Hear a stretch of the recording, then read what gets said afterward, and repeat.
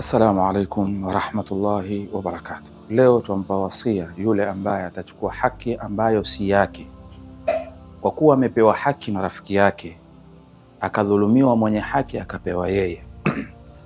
Ni afahamu ya kwamba kuchukua haki isiyokuwa yako kwa nguvu twaita ni ghasb, ni katika kabair.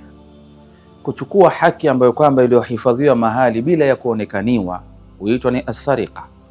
Kuchukua haki kwa njia ya ghish huitwa ni khiana, na zote hizi ni katika al-kabair. Ni kwamba mwenye kuchukua ni afahamu ya kwamba amekula mali yasiyokuwa yake kwa njia ya dhulma.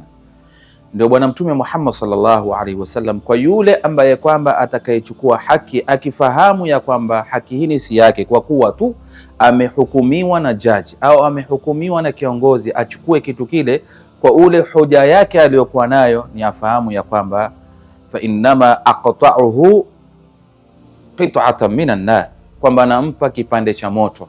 Bali Mtume katika hadithi nyingine asema, man iqtata'a shibran min al-ardi dhulman tawaqahu Allahu iyyahu min sab'i ardhin, yule ambaye kwamba atachukua shubiri moja ya ardhi ambayo si yake kwa njia ya dhulma, au kwa njia ya kwamba yeye amekwenda kwa jaji, amehukumiwa kwa kuwa yeye ana hoja kumshinda yule mwenye ile ardhi, basi ni afahamu ya kwamba ardhi ile Mwenyezi Mungu Jalla Jalalu siku ya Kiyama atamtatia kwenye shingo yake na atamdidimiza kwa muda kwa ardhi 7 ambazo tunazozifahamu na ambazo tumezisoma.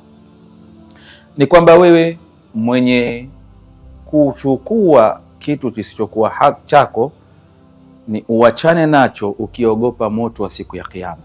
Usichukue kwa kwamba umehukumiwa na jaji na ukachukulia kwamba maadamu jaji amehukumu kile ambacho si chako kimekuwa ni halali. La, itabaki kuwa ni haramu maadamu wajua si chako, na utakapochukua adhabu yake ni hiyo, utaingia motoni.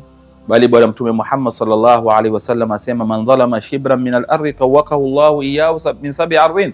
Kwa riwaya nyingine, wala taakulu amwalakum bainakum bil batili. Qur'ani imekuja kutuambia achana na kitu ambacho kwamba si chako, ili uweze kuokoka na moto wa siku ya Kiyama.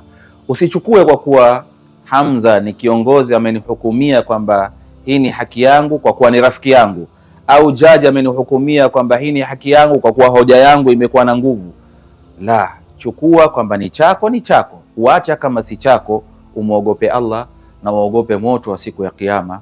Mwenyezi Mungu atuongoze tuwe ni wenye kuacha kitu ambacho kwamba kisichokuwa chetu, ima kwa ghasb, ima kwa sariq, ima kwa khiana au kwa ghish na mengineyo, kwa sababu ni katika a'dhamul kabair min a'dhami al-kabair. Asadallahu awqatakum ila al-liqa, shukran jazilan, wassalamu alaykum wal afwa.